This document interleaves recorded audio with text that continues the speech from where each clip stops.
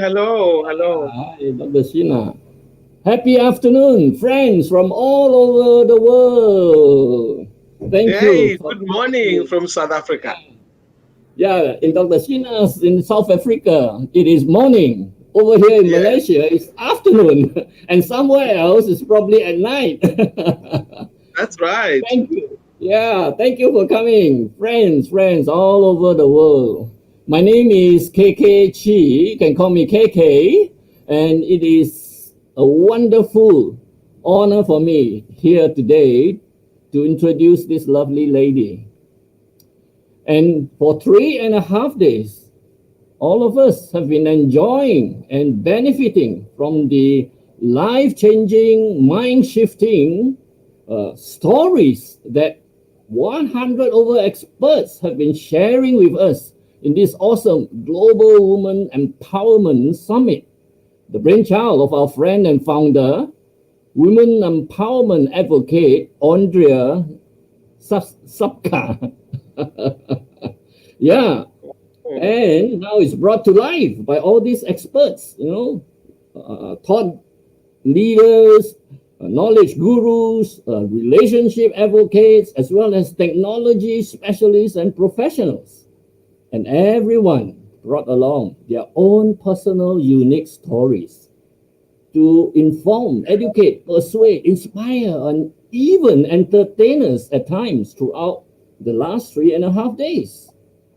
And this will help us make meaningful changes in the midst of our despair and private struggles, especially now during pandemic. But we will have hope because there's more to life than just what it is.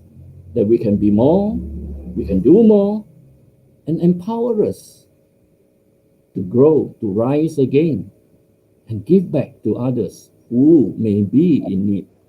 And I'm indeed privileged today, my friends, to have with us the greatest woman storyteller of South Africa in the 20th and 21st century, a very down to earth and yet bubbly, charismatic lady. She's an award winning playwright, author, poet, accomplished stage and screen actress, director, and most of all, a masterful storyteller. She had an award winning drama called Have You Seen Zandile, which has been performed in Scotland, England, Switzerland, Holland, Germany, and USA, receiving international recognition, winning the Fringe First Award at the Edinburgh Festival, the Joseph Jefferson Award for Best Actress, and the Sony Award for Radio Drama from BBC Radio Africa.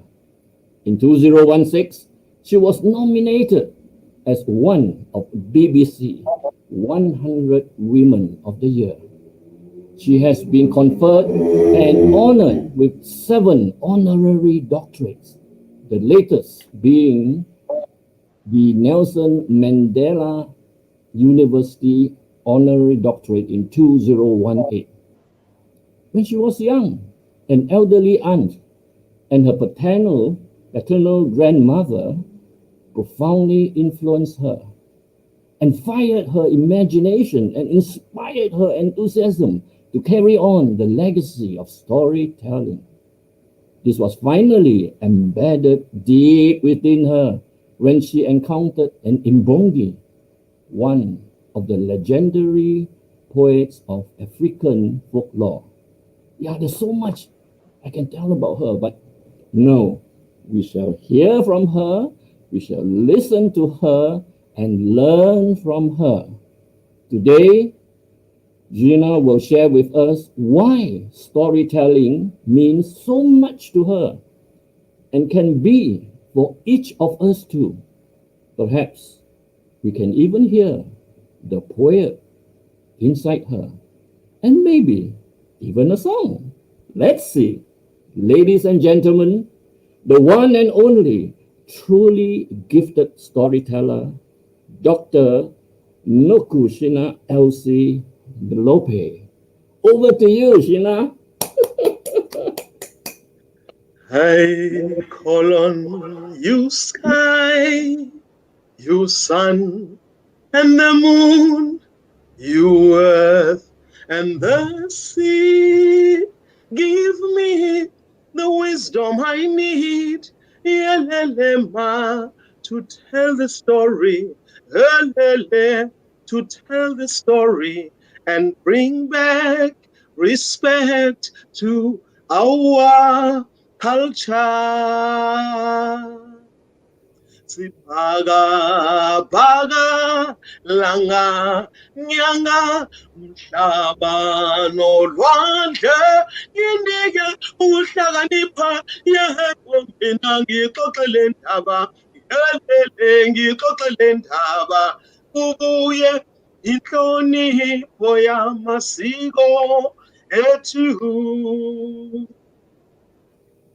Ngixoxele ndaba, ngixoxele ndaba, eyo ngixoxele ndaba, eyo ngixoxele ndaba, elele ngixoxele ndaba, eyo ngixoxele ndaba, ayibo ngixoxele ndaba, eyo ngixoxele ndaba, ubuye inhlonipho yamasiko ethu. Sanbonani. A warm, warm greeting from my part of the world, South Africa, the very southern tip of the African continent. This beautiful land of beginnings, the land of our ancestors. We are caressed by two oceans on either side, the Indian Ocean and the Atlantic Ocean. We feel loved. This is a land with almost unparalleled beauty. This is the land of people who work tirelessly over the ages, no matter how many difficult, daunting challenges, they keep on rising. They keep on rising. So this resilience runs in our veins. I am a daughter of a people who believe in hope, hope that shines in our eyes, hope that say there is a light living inside each and every one of us. Hope that says when we need to cry, we do cry. It cleanses everything and you start afresh. When we need to laugh, we laugh out loud. Because the African people were born to be happy. We spread happiness wherever we go.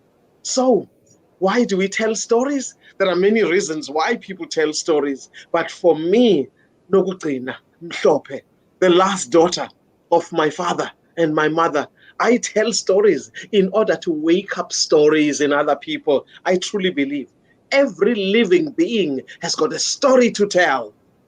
It doesn't matter if you are in financial services, whether you make designer shoes, whether you're a pilot flying in the sky, whether you work at the ocean, you're a fisherman. It doesn't matter who you are, whether you're a neurophysicist. That's a big job. No matter what work you do or what profession you've chosen, I know for a fact you've got a story to tell. So that is why I tell stories.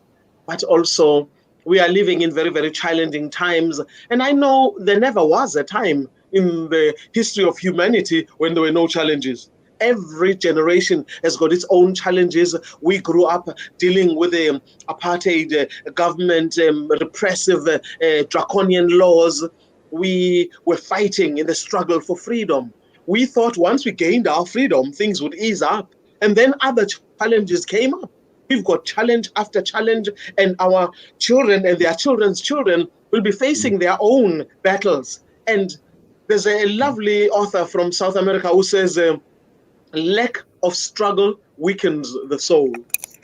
Sometimes we need to deal with these struggles, all these difficulties. But no matter how much we struggle, we need to see that rain and sunshine, they are part and parcel of each other. And then the stories that we tell should be very, very important then in this part of the world. To us, we feel like they power the earth. As the earth is turning on its axis, you know that it is the stories that keep on powering the world. And if we know that, we will wish with more passion to tell our stories because they connect us as human beings, proving once and for all that we are more alike than we are different. I wish to tell you a story that I have loved for a long time. It is a story about a boy called Temba. He was quite short and small. He lived with his parents up in a village called Emoyeni. Emoyeni means a place where the wind blows. This village was on top of a mountain. There was a cliff there, and it was a very windy place. But people built beautiful houses. They loved living in this village. But one of the most important thing that they were known for, they had some of the best hunters ever. When the hunters of Emoyeni village set out singing their own warrior songs, going out to hunt, they made everybody so proud, and the women ululated, and they set off, and they were gone for days on end. When they came back again, singing their songs of triumph. They brought meat. They also had skins that would be dried out and tanned and used for leather blankets. They could be used for skirts. They could be used for all kinds of things, this leather. And in that village, there was this boy I'm telling you about, Temba. He was short and small, and he knew how to make beautiful artwork out of clay. When he went with his friends to be at the river, they collected clay and they made clay oxen. They made different shapes of art with clay and dried it in the sun. Sometimes he took the bark of a tree and just a little bit, and he mixed different flowers and berries and different types of stones that he rubbed into powder, and he put them into clay containers that he had made. And then he took sticks, crushed them, they were like brushes, and he dipped them in the paint that he had made. And on this bark of a tree, on the inside, on the smooth side, he drew portraits of his friends. And he would ask a friend, sit still, I'm going to make a portrait of you. And he would work so hard. When he was finished, it was identical. Oh my goodness, everybody was awed. They couldn't open their eyes wide enough. He had made a beautiful portrait of a friend. And then he did another one. And then he did another one. They couldn't understand how he did it. Temba, the elders, this young man is gifted. Temba thought, yes, it was lovely what he was doing, but he was doing it in the meantime. The biggest dream he had was to be one of the best hunters of the Emoyeni village hunting team. He waited for the time when he would grow taller and stronger, and the leader of the hunting team would come to his father and ask for permission to take Temba with them out on a hunting trip. He waited. He waited. He was 12. He was 13. 14 years old. He was still short and small. He was upset, and every time he talked to other boys and told them that he wanted to be the best hunter his village had ever seen, they laughed at him. Look at yourself. Can you see how small you are? Really, you're such an excuse for a hunter. Forget it. Nobody's going to ask you. And that always hurt him. They teased him, and sometimes they say, go play with girls. Go and make some of those pictures that you make. Temba was particularly upset one day when he went to his father. He sat down. Father, what is wrong with me? Why can't I grow big and tall? I want to be the best hunter this village has ever seen. I want to be respected. His father quietly asked, Temba, I wish to believe that you love and respect me, but am I tall? Am I strong? No, Mama, you're not strong. No, Baba. But I do love you. He grumbled and grumbled. His father told him, you are special just the way you are. You are my son. I believe in you. Temba walked out. Nobody really understood the dream, the fire he had inside him. He wanted to be the best hunter. And he walked across the river. He went up to another hill and he sat there all by himself, not understanding why this was happening to him. While he was sitting up there, Temba saw the beautiful late afternoon sun shining golden all over the land. And as Temba was sitting there, he noticed that the afternoon sun was shining golden over the water of the river. He always noticed beautiful things. He had an eye for these things. And then he saw the beautiful sunset. The colors were purple and rust and yellow, and it was out of this world. And as he admired the sunset, he suddenly saw there was a big cloud coming down, descending towards him. He got very worried. He hoped that it would go past quickly. It was going lower and lower. He held onto the grass for dear life. He could hardly breathe. He was just hoping they're going to go past. They're going to go past. There was a man, an old man with white hair and a white beard, sitting on the cloud with a young woman, beautiful. The two of them were smiling at him. And when they were close to him, they stopped and they said, Temba, you have a gift. You are the very hope of your own people. Use your gift. And they handed him a leather skin. It had been tanned. It was soft as velvet. It was rolled. And they said, Temba, take this. Go and paint the colors of the sunset the way you saw them tonight. He accepted the skin and quietly watched them as they receded with the cloud going backwards. And they were singing, Temba, wena Temba, unesiphiwo sisebenzise ulithemba lesizwe sakho. Temba, wena Temba, unesiphiwo sisebenzise ulithemba lesizwe sakho. And they waved and disappeared with the descending night. And it was dark. Temba took that skin and he ran down the hill across the river, all the way up towards his home. When he got there, he thought, I've got to keep this secret. I wonder why they told me. He put away that beautiful tan skin and he kept quiet and he tried to fall asleep. And the following day, he went collecting some of his colors and paints and then his sticks that he crushed into brushes. And he took an old skin to practice on. And as he was practicing and practicing, oh my, it looked like dirty dishwater. He threw it away and he thought, oh no, this is not right. I'm going to try again tomorrow. Every single time he tried, it did not work. He was beginning to doubt himself. I thought I was the best painter. I thought I was good at this. Now I can't be a good hunter because I'm too short and small. And now I've been trusted by these wonderful people who came and believed in me. They say I am the hope of my people. Now I can't draw sunset, something that I should be able to do. Feeling so sorry for himself.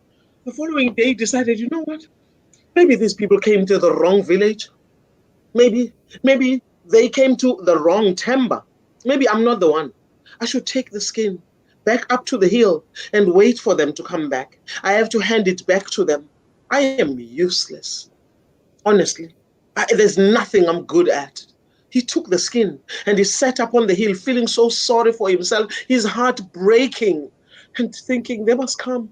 They must come. And as he was looking, the afternoon sun going home, and it was beginning to make those different colors again. They were exquisite, like nothing he had ever seen before. He was thinking, no, I didn't bring any colors. I didn't bring anything. What is wrong with me? Honestly, is there mud in my head? There should be a brain in here. He was so upset with himself when the cloud came back. It was getting lower and lower, and they were smiling towards him. And then they were holding clay pots.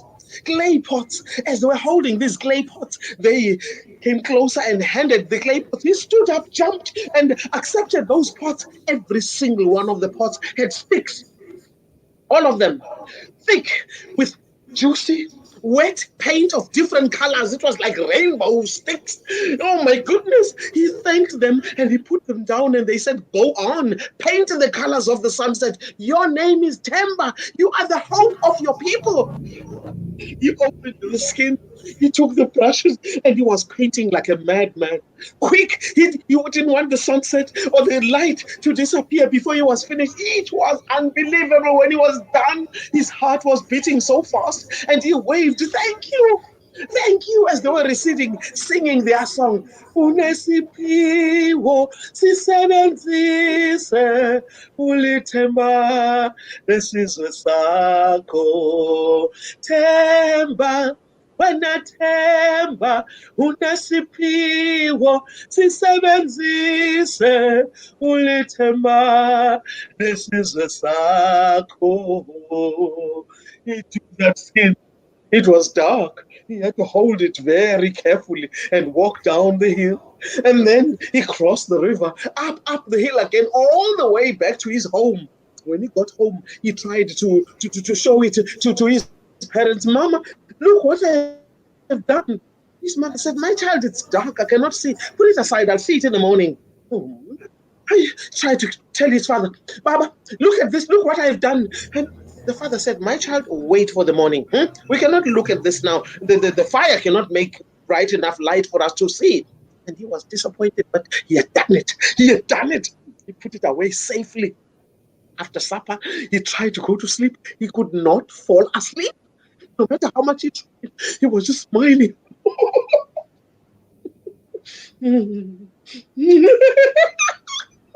He could not stop. He could believe how lucky he had been. They chose him. He was the right timber. He actually made the wonderful, outstanding, exquisite, marvelous colors of the sunset. He, the one who was short and small, he did it. Finally, he fell asleep. In his dreams, he could hear the song, Timber, you have a gift. Timber, use it. You are the hope of your people. Like your name says, Timber means hope. He slept beautifully. In the morning, before the cocks crowed, he jumped up and he woke up his mother. Mother, please wake up. The sun was showing little bits of sun rays. It was rising. He took that painting he showed to his mother. Look at what I did last night. My mother was crazy. My son, you did that. She ran outside and called neighbors. Please, my friend, come and have a look. Don't say I don't tell you when wonderful things happen in my home. Come. She was calling all her friends to come and have a look. And the father saw it. He went calling his friends as well. Men, women were rushing to Temba's home. Other people were thinking, oh my goodness, there must have been a death or something. They were walking with trepidation to Temba's home. Something terrible that must have happened. What's this commotion? When they got there, what is this? This is unbelievable.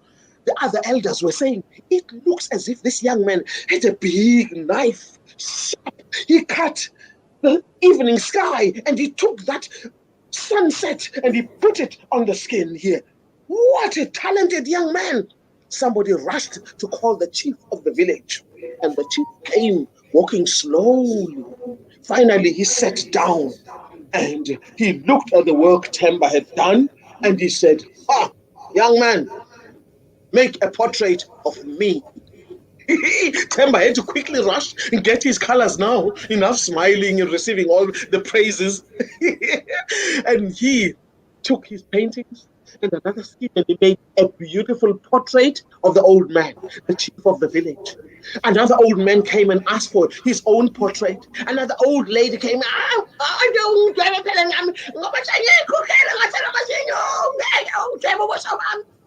make a portrait of me just because I'm toothless. Not that I'm not beautiful anymore. Tembo was making portrait after portrait, and every day people came to see his work. And when the hunters from their long hunting trip came back, they heard every road was leading to Temba's home. They did not bother going to their homes or anywhere they normally went. They went straight to Temba's home. And they sat down, all the meat. Oh, it was roasted, it was cooked, and the skins were opened and spread out. And they said, young man, let us tell you the stories of our hunting trip. And they told him the stories of where they had been, how they had followed a buffalo, how they had seen this tall giraffe, and the rivers they had crossed, all the things they had seen. Temba was taking skin after skin, painting the stories from the hunters. Painting. He was working so hard, and other boys and girls were collecting the colors that he needed, making more clay pots to put the colors for Temba, collecting new sticks for his painting. He was working day and night. He was having a fabulous time. His mother cooking up a storm, being helped by other women of the village. Well, another day, the chief said, this is well and good. All the stories we have told him, we have got all our portraits, but now let us share the history of our people. For generations to come, they will know who we are, how we ended up here in the place where the wind blows. in this village of Emoyeni, the kind of brave warriors we have, the amazing hunters of the Emoyeni village who are respected far and wide, tell all your stories to Temba. He worked so hard while he was making the stories, painting the stories of his people. Some builders in the village were making it big. It was huge. It was a huge round hut. They thatched it with the best thatch grass. When they were done, they took all those paintings, they put them up on walls and walls and walls, and they put them up. And there was so much art and color and history because Temba, the hope of his own people, was gifted with the art, with a very artistic heart and spirit. He was almost like a healer. He was like a magnet for good stories. He was the interpreter of his people's history. And all of these were there. People came from other villages to have a look at what this young man had done. Now, those who used to laugh at him, they wanted to be like him. Other boys and girls said, when I grow up, I want to be like Temba. He got married, he had children, and they loved the work their father did. And for a long, long time, people told the story I have just told you. Sometimes stories, they recede, and then they wake up another day and they come back. I hope that the story I have told you, you will take it and share it with your own people, because that's what stories are for. They are for sharing. And the history of your people is as important as the history of my people. That's where I rest this story. Thank you very much. Wonderful. Thank and you. some Thank of the you. comments that have been coming in, I know you're engrossed in the story. You were inside there, living it, and really with your heart, your mind, and your soul, and everyone who was listening to you, they felt it. In fact, there was somebody who says he feels the emotions from your story. Not just Thank from you. the words, from your expressions, from your gestures, from your vocal variety, from you put your whole self into the story. I love what I do, and I wish for people to get the joy and the passion that I feel for storytelling, and for people to tell more stories, and also people who are in positions to share leadership positions. I think people in leadership to share their stories. I wish people in education would share their stories. I wish people who look down upon other communities. If you think people look down upon Africans only, oh, it's all over the world. They find a reason why they look down upon somebody in Mexico. They find a reason why they look down upon somebody in a small village in Japan. They look down upon somebody in Malaysia or in Sweden. There's a small community that they think, they are inferior, or the Basque people of Spain. It doesn't matter where, or the pygmies in the rainforest in Central Africa. People have got a reason to look down upon other people. You see, even here in South Africa, we say we are free. We talk about us as the dark-skinned Nguni people, the Sotho people, Chivenda, people who speak Xitsonga. There are Indian people, there are people of mixed race, there are white people. But we keep forgetting the indigenous first peoples of South Africa, the Khoi, the San people of this country. We need to honor them more often. When you think of how they were the first artists who could paint, maybe Temba was short and small, tiny like that, but he was a great hunter. They didn't know his style of hunting. He was a great teller of tales through his interpretation with his paints, with his painting skills. So we need to honor many, many people from their celebrate difference, celebrate diversity. And that is how we honor the creator of all things, the Almighty God, in all the names that we call God. Truly, truly indeed. Yeah. And Yeah. as you have mentioned, now in this era or in this period of the pandemic, a lot of people are struggling silently, and a lot of people are locked at home. Yes. Under Yes. COVID. You have any advice for them? With this COVID, We have we've had so many frustrating stories where people have been stealing what is meant for poor people. We have had people not having essential protective gear when they go to the battlefield. I think also that we look at something like the COVID-19 pandemic as something new. There are different types of pandemics that are running parallel. Look at the way women are abused, children are abused under lockdown. You look at the way we cannot stand people we said we love, people we married, people who gave birth to us, who brought us up, and suddenly we don't want to be with our parents or grandparents anymore. I think we need to I want to find a poem that I would like to share with you, because sometimes we don't have enough words to put into what's going on in our lives. There's a poem, I call it Corona in Dotembi. We've never met anyone like him, so selfish and ugly, so greedy and insatiable, silent, clumsy, calculated steps as he walks on water, guiding his ginormous ship, carefully steering it across oceans from continent to continent, forcing his way into continents and countries and nations uninvited, harvesting innocent lives, dancing with careless abandon to the wailing sounds of the bereaved. His special lifelong friends join him.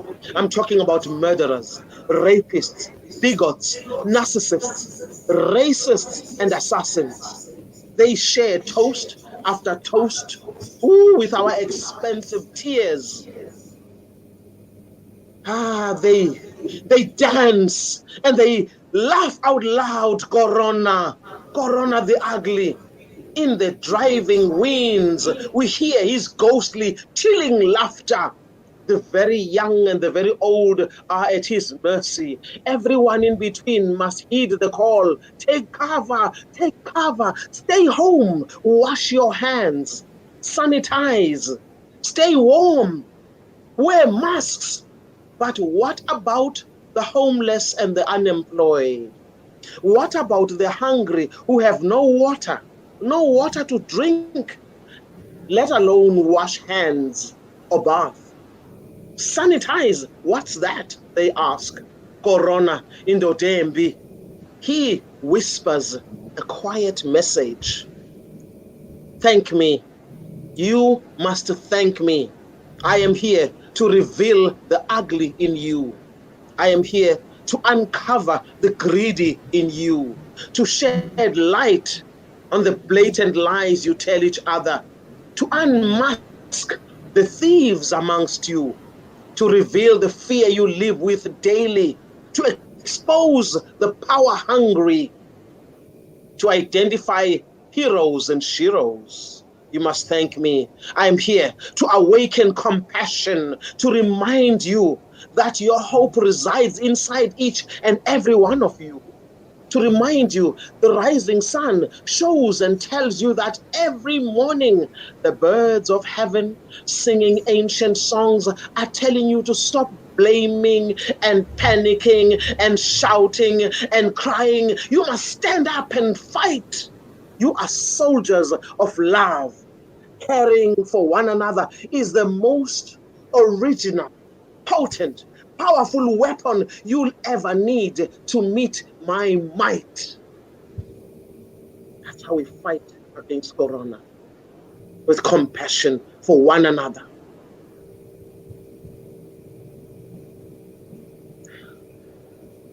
I'm lost for words. That's why the silence. Brilliant, amazing, Yeah, amazing.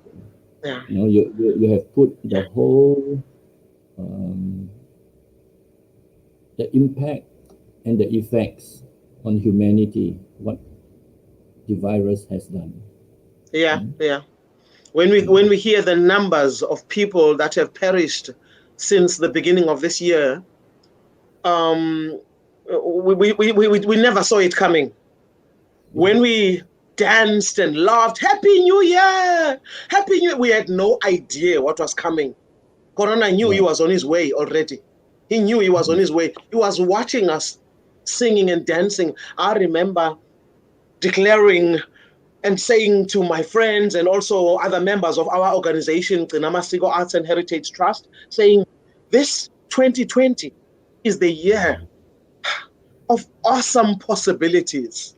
2020, the year of awesome possibilities.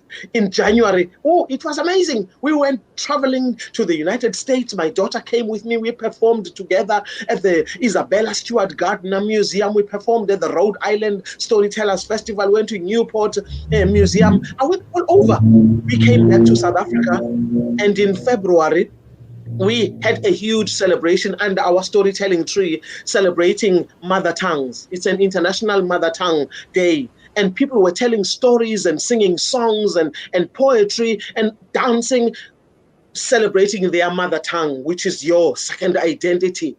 And then the 8th of March, we had the Spirit of Light celebration, something we celebrate every year in my organization. We bring people who do positive things in society together, and we light candles, and we honor people all over the world who have done fabulous things.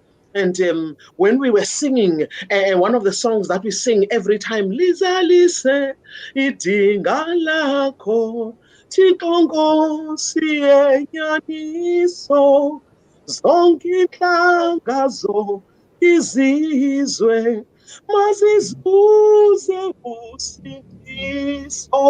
We were lighting candle after candle after candle. It was one of the best celebrations we ever had of the Spirit of Light. And I stood back. I thought, okay, we didn't do this. The Almighty is in charge. Gcina Mhlophe, step back. You didn't do anything. The Almighty is in charge here. It was one of the best celebrations. I don't know how we're going to top that in 2021. I have no idea, but we'll find a way. And then came the 21st of March. We were getting ready to celebrate also another event. Lockdown, stay home, lock the doors, be quiet, wash those hands, put on those. But we had never seen anything like this. We never heard of anything. It was terrifying. But at the same time, we refused to let the hope that shines inside us, we refused to let it die. So we continued keeping in touch with one another. We found people from different organizations phoning, saying, listen, you must tell stories online. I had no idea that storytelling online would reach so many people I've never met in my life. A year of awesome possibilities.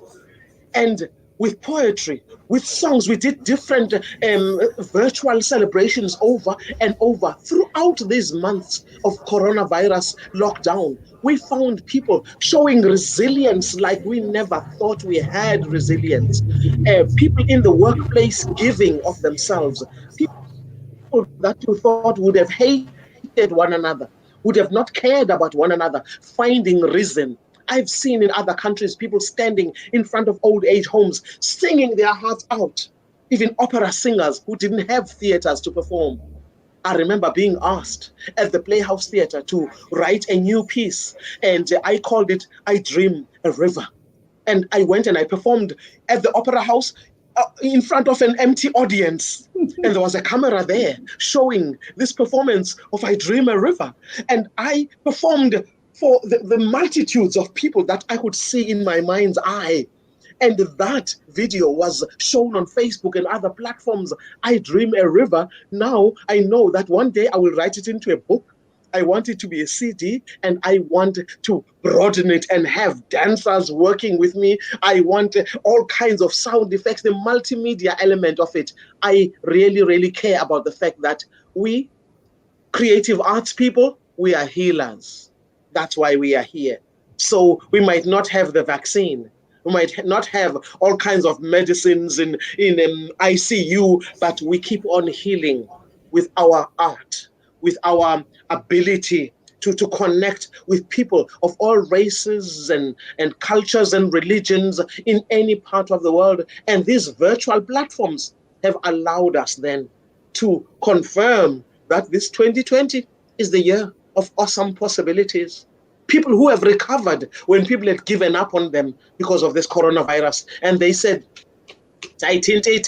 Corona can't touch me. And they rise up. And we thank God for this. Absolutely, absolutely wonderful. You know, and I'm sure no virus can ever lock down your spirit. This Mala. Hello, amazing, Hello, beautiful Trina. Thank you. Thank you so much. I wanted to bring up some people for you because they are just so amazed. So I'm asking all the Toastmasters here because they wanted to join your session. KK's Yes. Toastmasters. They are like Where just are like they? Where are they? come. You have a few more places. I have 10 screens here, and let's surprise Gcina and come with me. Just click on the link, on the StreamYard link in the comments, and join us on the screen. Ben and Patricia, they were listening to you, like they're learning from you, from Malaysia. Everyone is mesmerized by your story of Pemba. Every single person. So click on the link. Sometimes, we feel so small. We feel like, what can I do? It's just good old me. But you've got so much to offer. Yes. Hi, Krisan. Hello. Come, Ben. Ben, Patricia, join us. Rosanna. Are all here. Warshini, if you are still listening. Jane. Jane, come and connect with Gcina. Margaret, come on stream. We still have 5 more to go.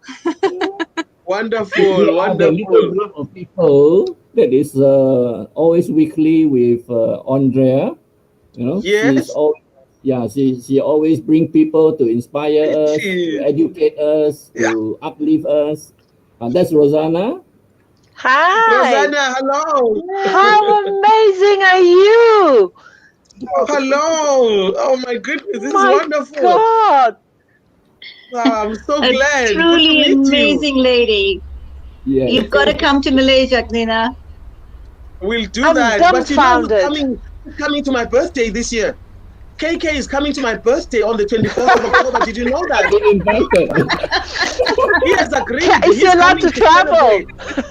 My birthday, the 24th of October, we have declared it the National Storytelling Day in South Africa. We're having a big celebration. And under the storytelling tree, we will be telling stories at exactly 11 o'clock. And if you want to tell stories in Malaysia at 11 o'clock in the morning, go ahead and do it. We are celebrating storytelling from different parts of the nation as well. And then in the evening, we will have a big screen and we will show storytellers from different parts of the world at the Stable Theatre. Mala, you remember the Stable Theatre? Absolutely. Yeah. And so we're going to put all our international storytellers on the big screen. And we will watch them. Benny here. Yes, hello. So we're having a storytelling evening on a big screen from Chile, from Jamaica, from England, from Zimbabwe. There's another storyteller. There is a little bit of echo. There's a little bit of echo. Is your phone still on? Yes, I will turn it down. Okay. All right. Better now? Is that better? Yes, much better. Much better, Benny. Thank you. Hello. Hello. Wow, such an awesome storytelling. I've not the passion, the message, the emotions, the pacing. The takeaway is so powerful, it's so authentic.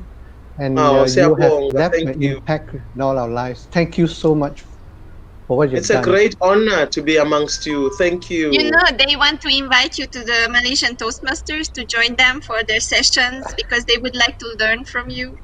Absolutely. So next year, maybe, let's tell Corona to go away now. Go away, Corona. Must go. Corona must go. So maybe next year. And Andrea, I think Spirit of Light has to take place in March next year if there's no more Corona. Yes, we have to go there. I want to dance. I want to dance in Africa. I want to dance samba and kizomba, and the tango is from there. So my dancing soul is all with Africa. Every time I feel it when I dance with an African person. The Spirit of Light on the 8th of March. We've got to do it. I will put it on my calendar. Yes, 8th of March. And it's International Women's Day anyway, so we celebrate women. And if you have got time, email me some powerful women in history from Malaysia so that we add them on our banner. We've got a big banner of 100 women. Now we are designing a new one with more 100 women. So if there are women from Malaysia who have made history, who have made a big impact, whether it's in science, whether it's in I don't know, in whatever form, whether they were community leaders, whether it doesn't matter who they are, but those powerful people, send us their names so that we add them on the banner for 2021 Spirit of Light on the 8th of March. Brilliant. It's a long list. It's going to be a very, very long list. Well, we'll add people from different parts of the world. So thank you very much. Thank you. Thank you. KK is going to be with us on the big screen. Yeah. And you know, in the language of Gcina, thank you is Siabonga. Yes. Siabonga. Siabonga. I would like to ask you, thank you for the privilege. Because I had an idea that all of us here, we could virtually hug each other or just give hands, right? And you could sing us a song and we could pretend that this is a circle and we could just, stand together here with you singing, and it would be an amazing experience, I think, first time virtually. Yeah. Mala likes a workers' song called Shosholoza. It is a song that workers sing when they're dealing with back-breaking work. Shosholoza, Shosholoza, ulezontaba istimela, siphume South Africa. Shosholoza, Shosholoza, ulezontaba istimela, siphume South Africa. When uyabaleka ulezontaba istimela siphume South Africa. Let us shine the spiritual light everywhere we go. Let's shine the spirit of light, every one of us, everywhere we go. Beautiful. Amazing and beautiful. Thank you very much. Paloma is also here. Hi, Paloma. Hi, Paloma. Hello. Siyabonga. What an honor to be amongst you. Siyabonga. Hey, Mala, so good to see you, my beautiful. So good to see you too, and thank you so much. You've made our Sunday so amazing. Incredible. Yes, I have the same feeling. It's amazing. I was just listening to you, and it was like, I had goosebumps, and I was crying at the same time. That was really awesome, very vivid and descriptive, and even though we are a distance away, it felt as if we were close. Yes. These virtual platforms are amazing. We get to meet so many people that we never even knew we could meet. This means so much to me. It's a great privilege. They are all from Malaysia. And I want to introduce you also, Jane, because Jane is in love with storytellers, and she would like to collect the stories of storytellers. So I would like to connect the two of you. You're going to send me an email from Jane? Yes, I think so. Yes. I lost my word. That was so amazing. Thank you, Gcina. Thank you. That was Thank you very much. Yes. Yeah. I'd love to connect with you. What language do you speak? What language do you speak, Jane? I speak, my mother tongue is Korean. I speak English Korean. and Chinese. Yeah. Mother wonderful. tongue is Korean. Yeah. Yes. When I was a visiting lecturer at the Kyoto Saika University in Japan, I connected so well with the Korean students. Oh, yeah. And on the day for my farewell, they put on their traditional national dance, and they put the flag on stage, and they danced their hearts off. I was so happy. It's one of the best memories for the rest of my life. And you know what? I tell you the same, that the Korean dancers also are a little bit different because they let their feelings a little bit more out. I have to say, compared to all Asian countries, I had this feeling that Korean people really have this little heartly feeling and warming and coming out. So I can Yes, feel that too. they do Yeah, have a very strong emotion, and I that just is. loved how you brought the emotions out. It was so soulful and so powerful, just Uh, so wonderful. Yeah. Siyabonga, siyabonga. We keep on All sharing right, our guys. stories. Siyabonga, thank you for this privilege. I Gina, feel can it I ask really. a question? This Sorry. is really important. Sorry. Just want to say one word. So I would love all of you to share these words because I think it's very important that you are from the generations which can give to the next generation this gift of storytelling and the connection to the roots, which they are Mm, losing because they are too smart but they don't have the feeling. And this is the only thing that they can do everything whatever they want. They are super smart. They are the best entrepreneurs already at 10 years old, right? But they miss the feeling and the connection with other people. So I really mm, respect what she is doing because this is missing. So that is why I believe connecting generations is part of our job. It's part of our responsibility to put the two generations together, no matter Gen X or Gen Z, the older generation who are coming from this storytelling, when we came together and then they were working together, and while they were working together, they were singing and they were doing all these things together, which is missing today. So I'm really mm. appreciating it. Okay. Thank you. So Ben, Yeah. you wanted to say something? Oh yeah, yeah. I love it because you brought two aspects out, how you develop your plot as well as how you develop the character. I just want to ask you one thing. If you were to give us an advice on how to launch into a storytelling, what would be the one thing we need to start with? I think when you are still unsure about your ability to tell a story, you choose a short story with a simple plot and prepare as much as you can, and then make sure it's a story you enjoy. You've noticed somebody who cooks a meal and they don't even taste it and they give it to someone else to eat, and they watch them and they hope somebody else enjoys. If you don't enjoy it, who's going to enjoy it? So it's the same thing with story. So you prepare and you taste it, you feel it, and then when you feel like you know that story now, a short little story, maybe for 3 minutes, but you feel like this story now I know it well. Now I can share Brilliant. with somebody else. So that is Thank you. important.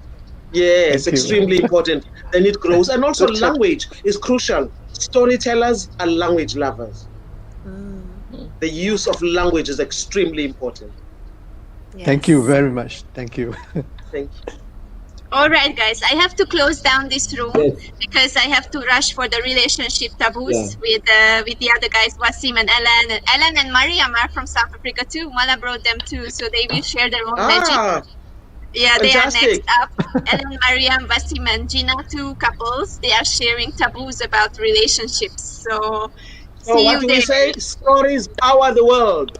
As the earth Exactly. Yeah. is turning, the stories power the world. Yes. Stories Thank you power the very world. much.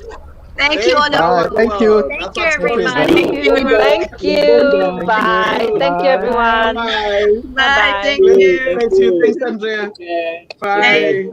It began with a Oh, bold thank you. vision Thank to you. build KL Metropolis, a development that would establish a new international trade and exhibition district in Malaysia, built in partnership with the government by NASA Group's property arm, NASA TTDI. The crown jewel of this grand vision is the Malaysia International Trade and Exhibition Centre, the preferred international destination for exhibitions and events. Like the fine gold and silver threads of the Songket weave that inspired its facade design, MyTech is the embodiment of refined craftsmanship, creativity and precision. As Malaysia's largest exhibition centre, MyTech's functional spaces are unprecedented. Primed for exceptional displays, surrounded by state-of-the-art facilities and amenities.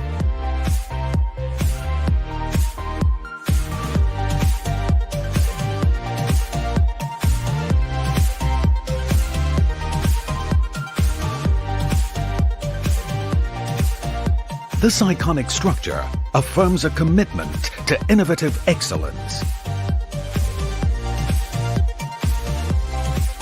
It is a showpiece of engineering ingenuity.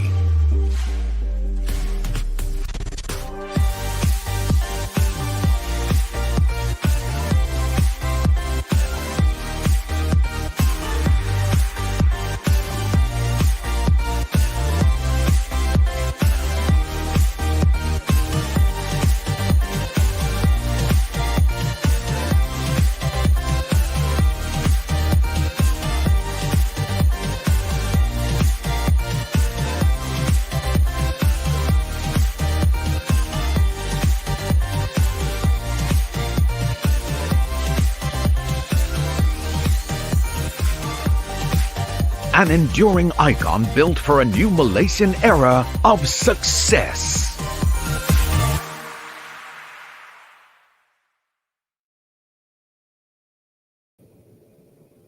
Ở chỗ nó tên mình hôm nay mình giờ này tên mình chỉ là Where? mình Chile? see center rồi above your head. Then, Ấy cho above your head này. the above my head lah, yeah, on the wall. Oh, on the wall, somewhere on top of you này thôi. Yeah.